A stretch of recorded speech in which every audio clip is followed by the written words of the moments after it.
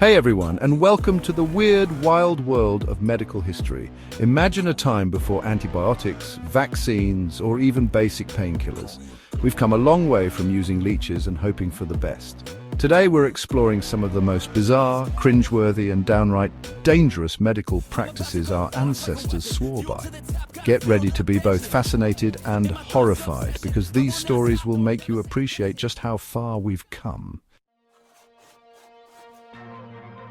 First up, we're traveling back thousands of years to explore a practice that's both fascinating and frightening.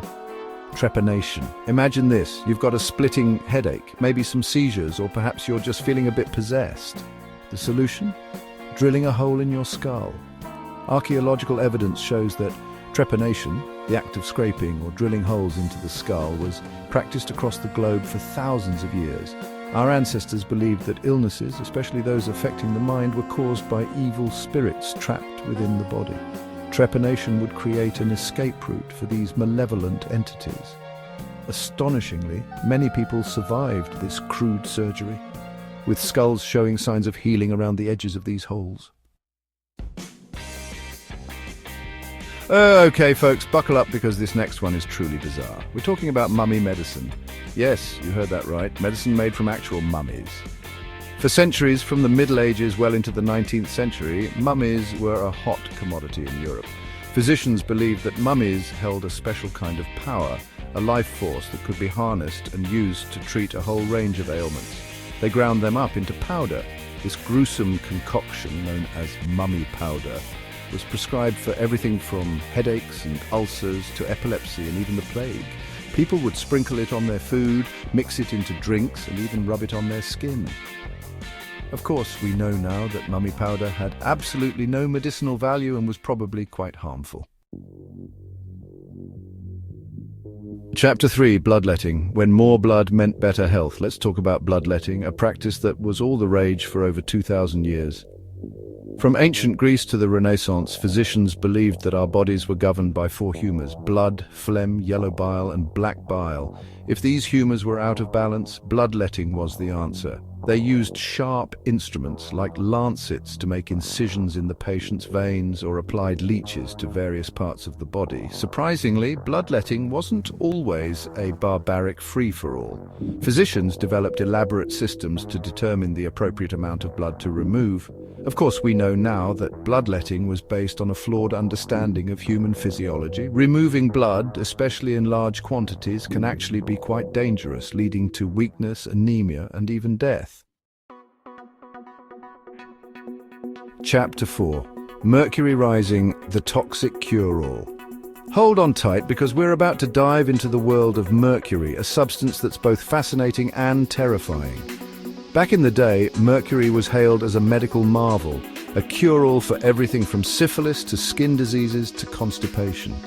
During the Renaissance, mercury rose to prominence as a treatment for syphilis, a sexually transmitted infection that was ravaging Europe at the time.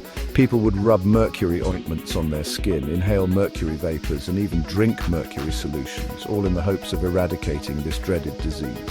While mercury might have killed some of the bacteria causing syphilis, it also wreaked havoc on the patient's body, causing a whole host of nasty side effects, including tremors, memory loss, kidney damage, and even death. Chapter 5. Dung therapy, medicine. That's for the birds and other animals. Get ready for the grand finale of our weird medical practices tour, dung therapy. Yes, you heard that right. We're talking about using animal excrement for medicinal purposes.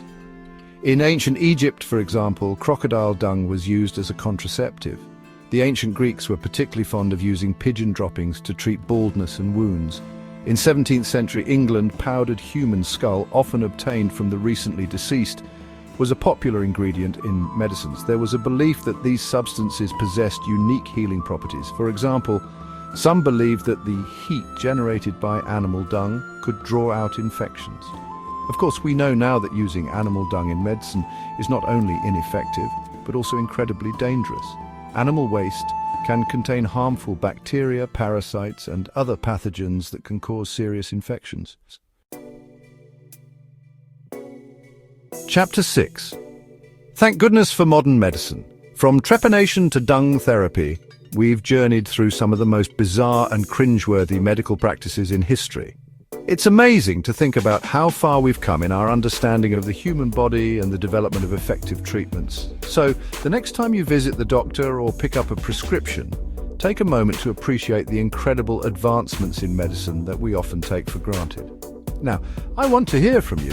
Which of these weird medical practices shocked you the most? Let me know in the comments below.